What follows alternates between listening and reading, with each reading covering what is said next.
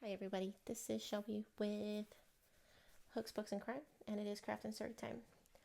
I will be continuing my blanket, as well as there's a video in here of me creating this little demon that I love, which I fell miserably at, to be honest. The story I covered today, the story I covered today is actually, it's another good one that I feel like I can't follow up with every podcast, so maybe it does get mentioned a lot. The ones I listen to, I haven't seen it happen. So let's grab our hooks or whatever you are crafting with. I messed up because I wasn't counting, I was just talking because that's smart. And we will get going. Of course, the pattern that I used will be linked in the notes, as well as the yarn I'm using, which it's just Big Twist. It's nothing fancy, but I just love Big Twist. So go ahead and sit back. And of course, if this is something that you like, please like and subscribe, and send it to your friends. Here we go. It's nearly 2 a.m. on September 20th, 2017. In Everett, Washington. The air is brisk and the night is quiet. Sounds fucking beautiful, especially if you see that scenery. Oh my god. Mwah. Lovely. But on this night, at this time, there is a knock on the door. I don't know about you, but I don't want anybody knocking on my door after 8. A woman goes to answer the door, and she's ambushed. As she cracks the door just to peer through and see who it is, she's shot at 4 times. And as she falls to the ground, the shooter runs up to the door and shoots another 3 times, sealing her fate. And he just runs off into the night. Luckily, this woman is not home alone. Immediately after, there's a live-in nanny, and she calls the police, who arrive pretty quickly, and the investigation begins. The first officer to arrive is unable to enter because of the woman's body is actually right up against the door. So this poor man actually has to push past her to even enter the scene. And as he takes in what's just happened, there's blood everywhere. Walls, the floor, the doorknob, everything is just bathed in blood. And if this isn't bad enough or just horrifying enough for this officer, he pans over and there's a toddler sitting on the couch looking right at him. This toddler had nothing shielding his view from what just happened to this woman, and he witnessed everything. And that's just so atrocious to me.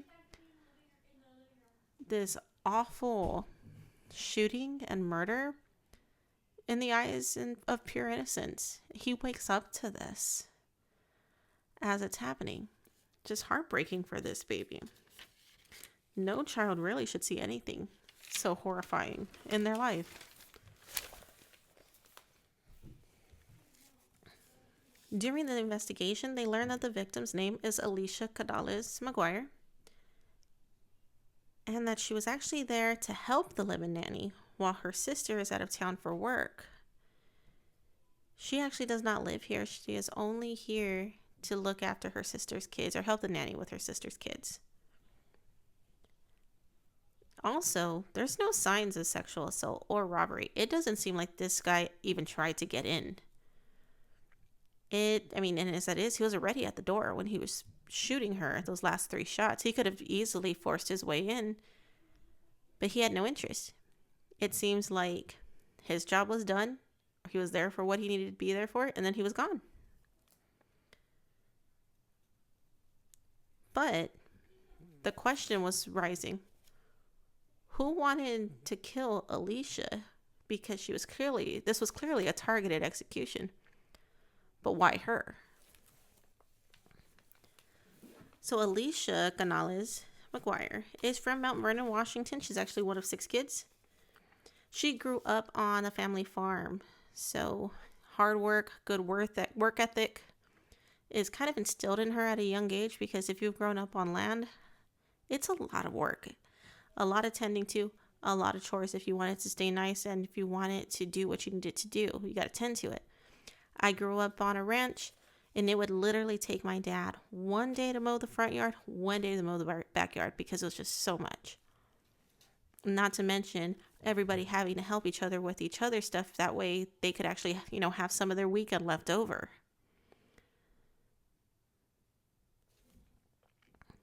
So as she grew up, she actually, grows up, leaves home, and becomes a CNA, and she works in a skilled nursing facility.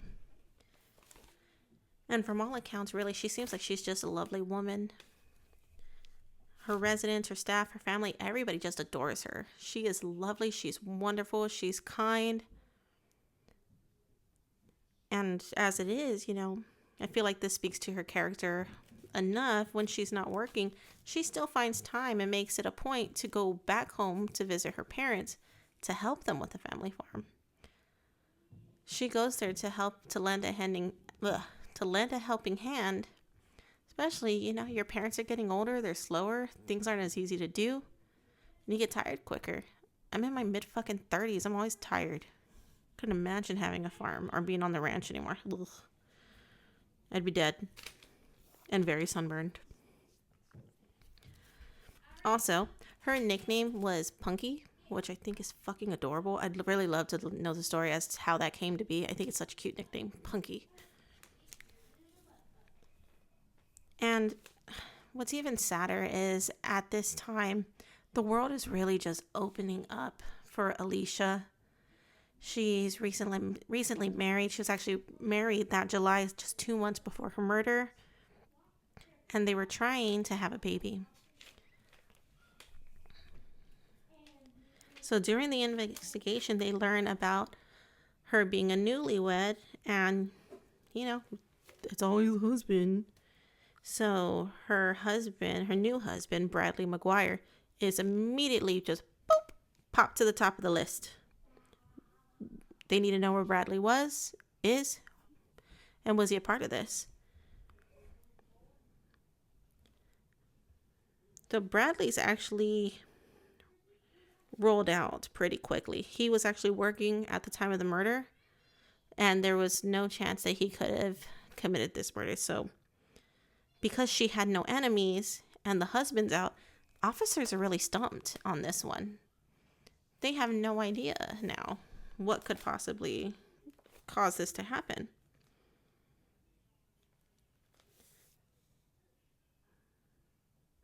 But Officer Art Wallen, who was the first officer to arrive on the scene, he knows something's off. He's actually been to this residence before. He's been here twice before because of the resident, which is Alicia's sister Amanda Canales, and her estranged husband Kevin Lewis.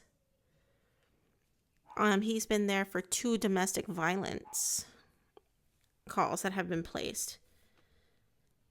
So immediately Art Wallen, has a hunch that this is actually a case of mistaken identity to the worst degree. So Alicia's sister Amanda had actually recently left her husband Kevin Lewis and was living alone with her kids and the live-in nanny. They had been married for 8 years, but apparently the first red flag went up during their honeymoon. His controlling behavior began to surface, which really what that tells me is this man really made sure to hide who he truly was. And once he made her his at the altar, that's it. He gets to be who he wants to be. So he thought he picked the wrong one because she wasn't having it. He had assaulted her twice, and after that, she picked up her kids and she left. She got a protective order against him, got custody of her kids, and she began living her life as a single mother. And she did quite well, if I may say. It's a beautiful home. She's got a beautiful family, and she's working hard. Good for her. I always love hearing success stories of people who leave their abusers, both men and women. Nobody should be fucking hitting anybody. Keep your goddamn hands to yourself.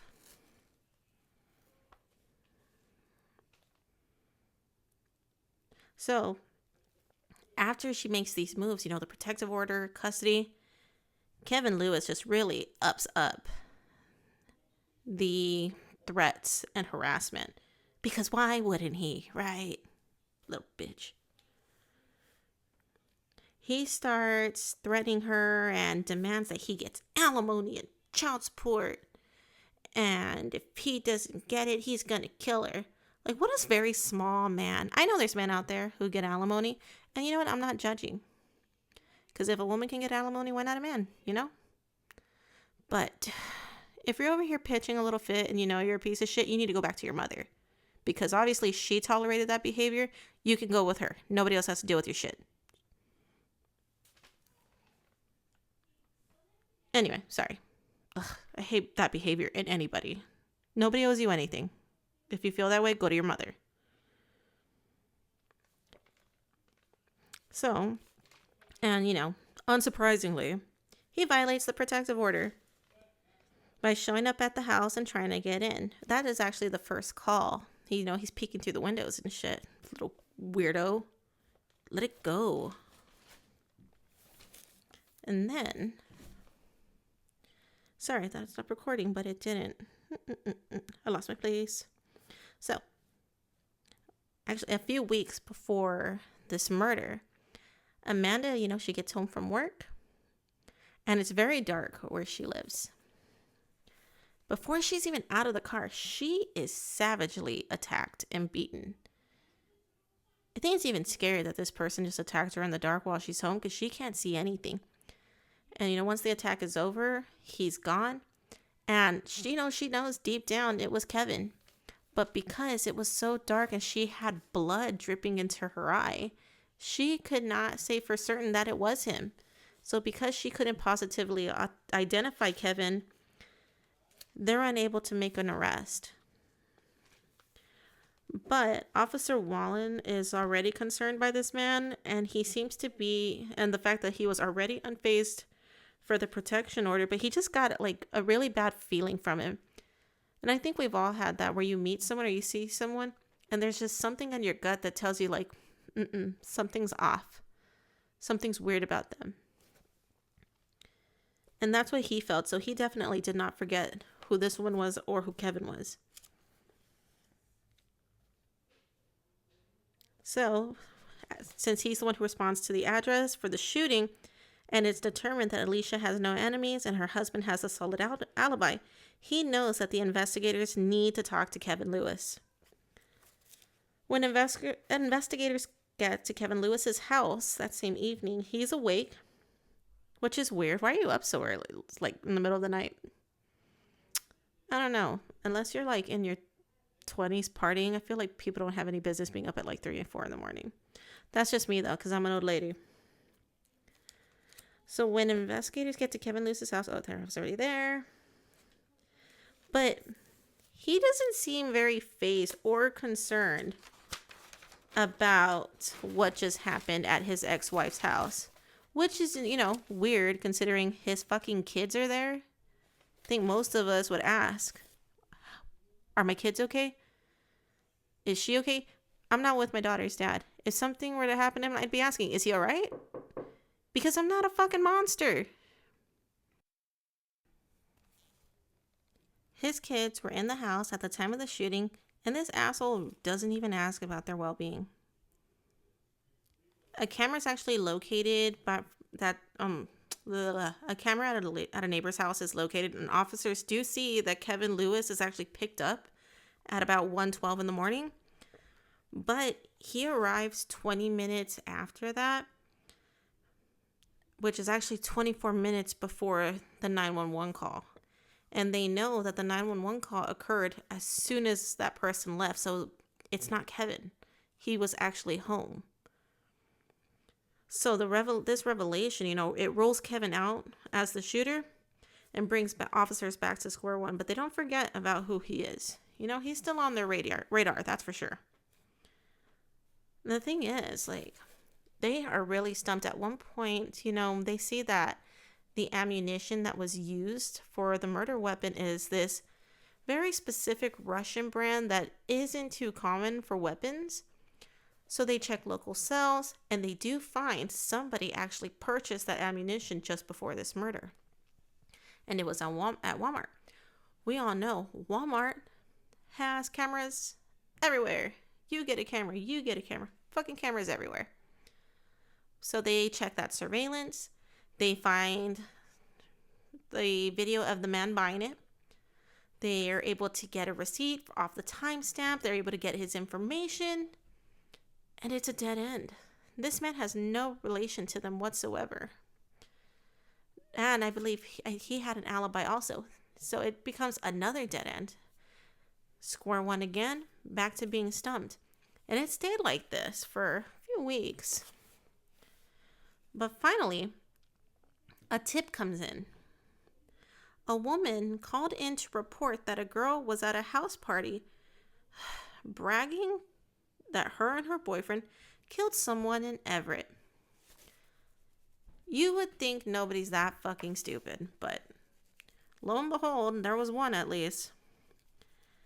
And this girl was actually giving information that was not released to the public because, as it is, when this tip came in, the officers were a little skeptical of the authenticity of it until she started saying what the woman was saying. Then those were details that hadn't been released. So obviously, interest is piqued. Which, whoops, big mouth. Like, my God. Thank God for stupidity sometimes. I mean, really. Way to go. So this becomes a very promising lead. And this dumb bitch is identified as Angelica. And I'm sorry if you're offended by me calling her a bitch, but I don't fucking care. She was part of this. I mean, that's honestly, one of the nicest things somebody could say about her at this point. So she's identified as Angelica. And with nothing else to go on, detectives use social media to try to find this Angelica. And, maybe find out who her boyfriend is, so they do some sleuthing. They actually do find out who this girl is. And Angelica is just an alias. Apparently she has numerous aliases, which, why? You're not that important. I highly doubt she was. But her name is Alexis Hale. And her boyfriend's name is Jaredon Phelps, who is Kevin Lewis's cousin. So along with this connection, they find that fucking Alexis, gotta give it to her, they find on her social media a picture of her posing with the murder weapon. Because she's a gangsta. She's hard. And then, as they're digging deeper, I'm sorry, I'm laughing because it's like, come on, it's like literally like a comedy movie. Why would you do these things? Oh, or you know what, for you murderers, keep it up. So anyway, they find on her Snapchat, she posts where they're fanning out cash, which is like, okay, suspicious. And if that isn't bad enough, there's also a clip of them driving and she's showing the highway signs to show the route that they're on. Like literally giving the place and like, oh my Everett, basically. You fucking idiot. I'm sorry. I shouldn't laugh. This is a terrible story, but I just love the way that they figured out like what happened. So her posting this actually gives the officers, or the detectives really, the ability to ping her phone and to see what time they're there at and what area, where they went, where they came from. And like I said, psst, they went to Everett. So this evidence gave them enough information to pull them in for questioning. Alexis holds strong, but when they mentioned to Jaredon that they killed the wrong woman, his reaction to this, all the walls come down. And he almost incriminates himself. He's like, oh, I didn't realize. And then he stops. He's like, crap. But yep, dude, jig's up. So Jaredon just starts to see, the writing on the wall. Jig's up. And he starts talking. He sings like a canary. I mean, he gets to the point where he actually gets in a squad car and goes with them step by step as to what happened that night. So this is the story according to Jaredon. According to Jaredon, that night, him and Alexis went to pick up Kevin so Kevin could go withdraw the money that he was going to pay them.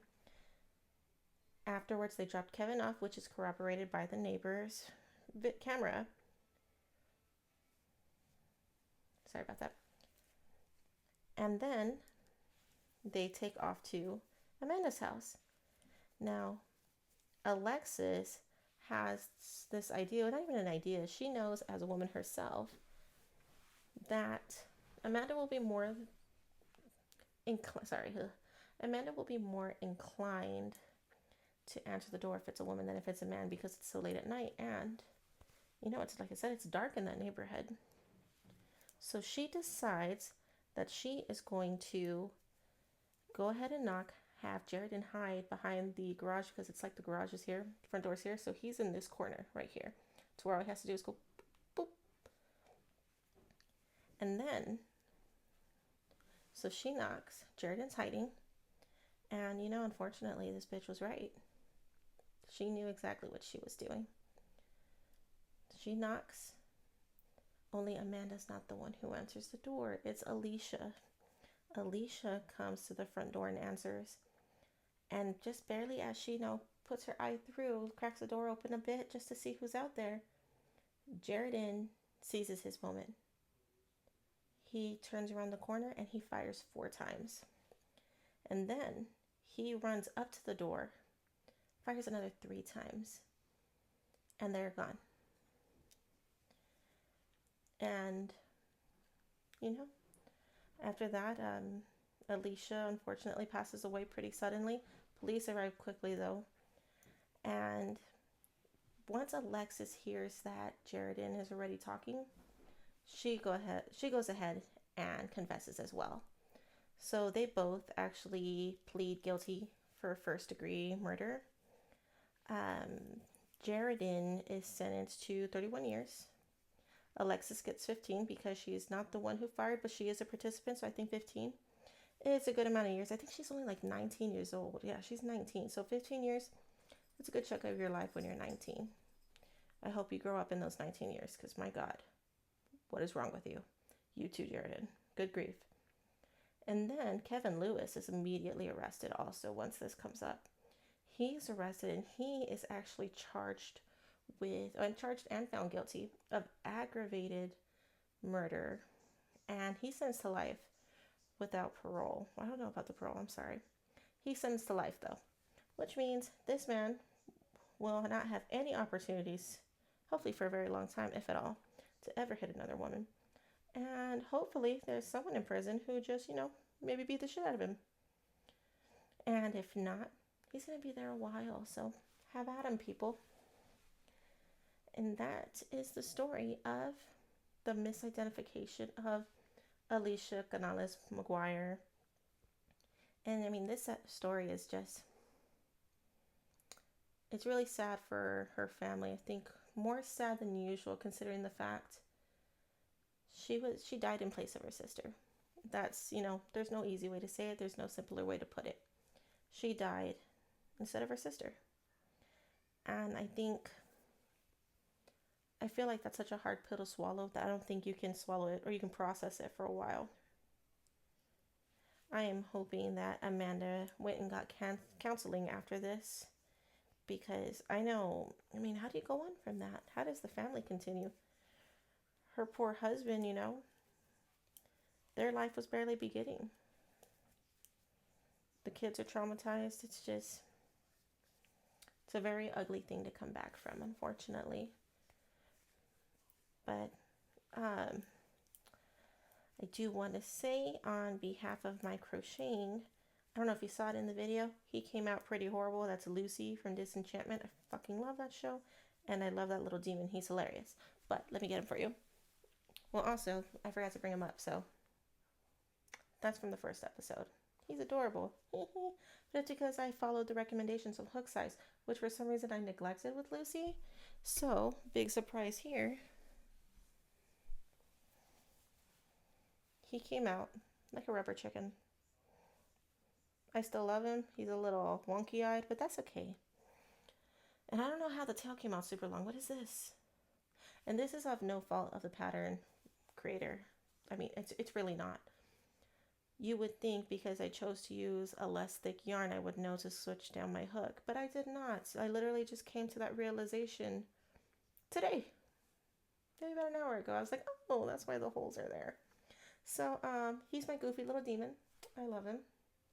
But yeah, so thank you for joining me. I know I'm not doing a lot of crocheting here, but one, it's my second episode and I'm nervous still. Two, I just realized I did double crochets and half double crochets, so that's why I keep starting over because I'm like alternating them when it's literally straight double crochets. I don't know what I'm doing. I need to go to sleep. That's really what needs to happen. But I hope y'all enjoyed this. It's a work in progress, but I know I've always wanted to have like a craft circle vibe. I just don't have the time for it, nor do I know the people for it. So I'm hoping some people find some comfort in this too. Again, my name is Shelby, and this is Hooks, Books, and Crime, and I'll catch you on the next one.